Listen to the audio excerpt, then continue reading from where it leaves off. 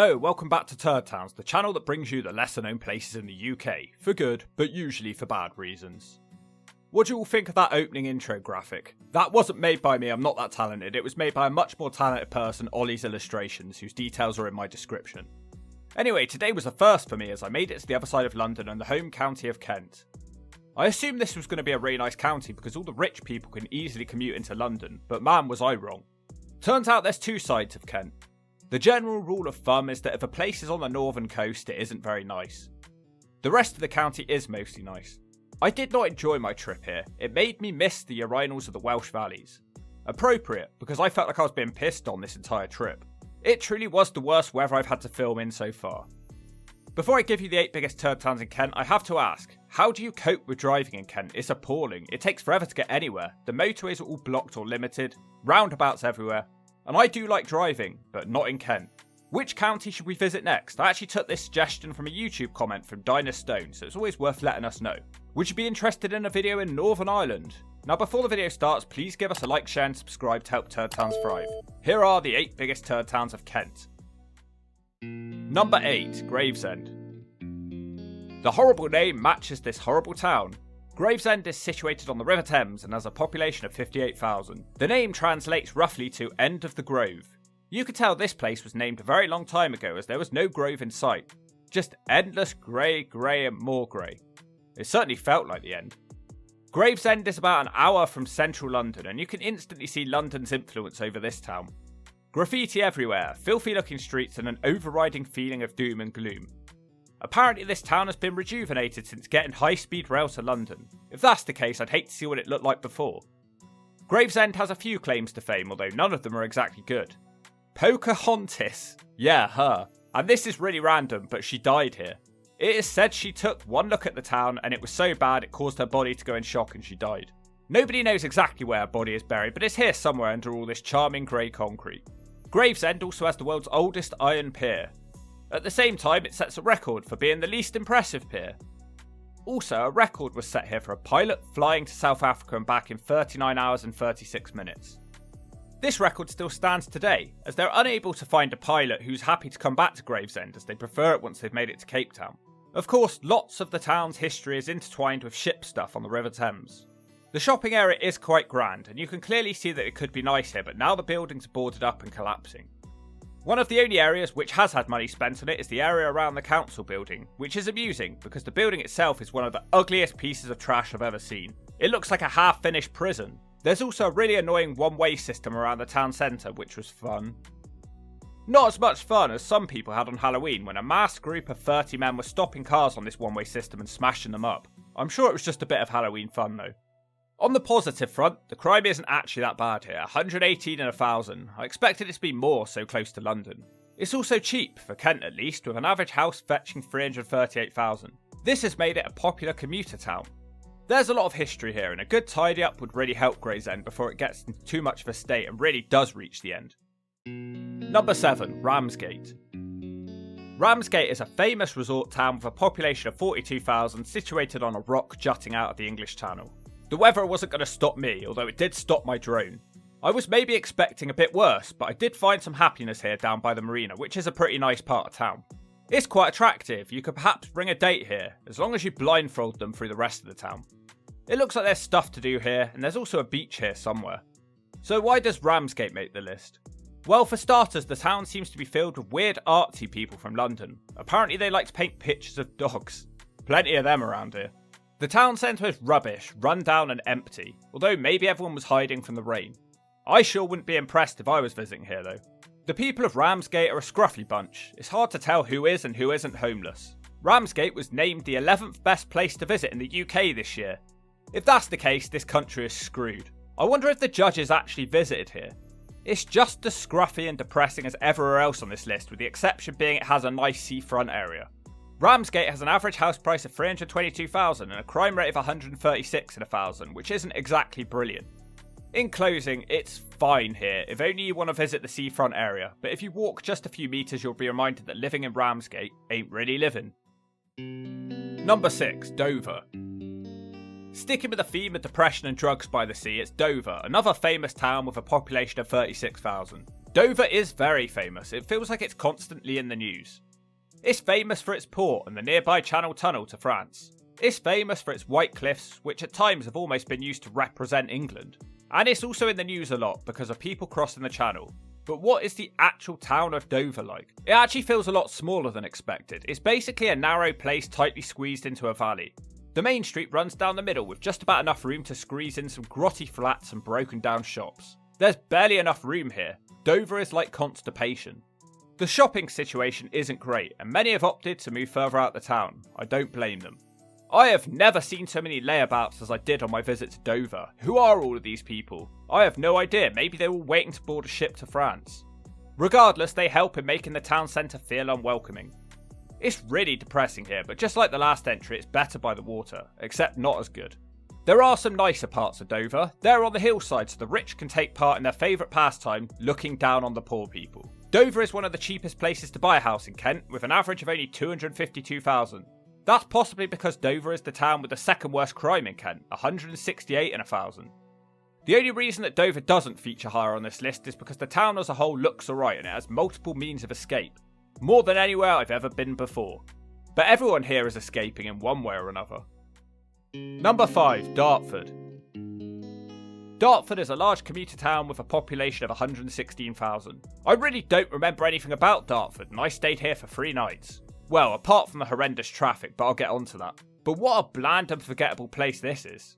At first it feels like Dartford is going to be a soulless new town with thousands of copy and paste turd-covered hutches spaced around the centre. But when you get to the centre, no, it's actually quite old-fashioned and historic. And I have to praise Dartford for its green spaces. It's one of the reasons Dartford doesn't finish higher on this list. The Central Park covers 27 acres, I'm sure that is of a benefit to those who live here. That's where the positives end though. Dartford is a very derelict place. It wasn't hard to find boarded up buildings everywhere. It has an extremely unwelcoming town centre which seems to be getting phased out as new flats replace the shops. All the shops have moved to retail parks and it got me thinking, how long before high streets officially die in the UK? It can't be long now. At one point in the town centre there was a huge group of 50 men deep just stood around doing nothing. I'm not sure exactly what that was about, but I couldn't exactly thrust a camera at them. They're off in the distance somewhere. The very worst thing about Dartford is the never-ending traffic. The town itself is extremely busy and it's hard to cross any roads, but the worst is the M25. That's a major motorway in England which basically just does a loop of London. Except at Dartford it has to go under the River Thames at the Dartford crossing. Every time that I was here it was hour-long queues and it made all the other roads jammed up too. The pollution clouds billow over Dartford on a cold December evening as Brits desperately try to have 2 hours to themselves before having to sit in this exact same queue the next day to go back to work. It's a pathetic existence. The cheek of this is that they actually charge motorists to use this crossing. When the Dartford crossing was built, they said the charge was temporary until it had been paid for. But the charge still exists, to reduce congestion apparently. And that's despite past governments claiming they'll get rid of the charge. What a joke. No, I couldn't live around here, it made me feel sick every time I got behind the wheel.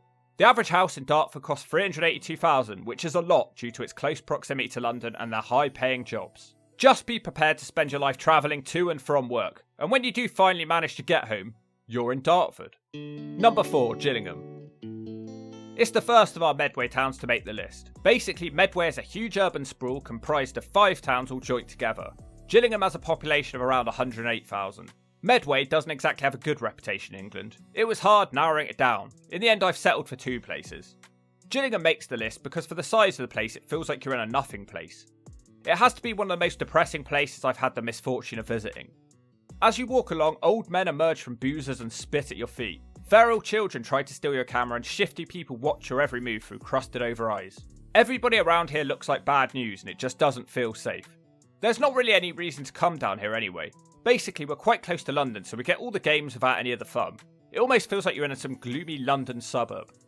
The only thing that puts Gillingham on the map is its Football League team.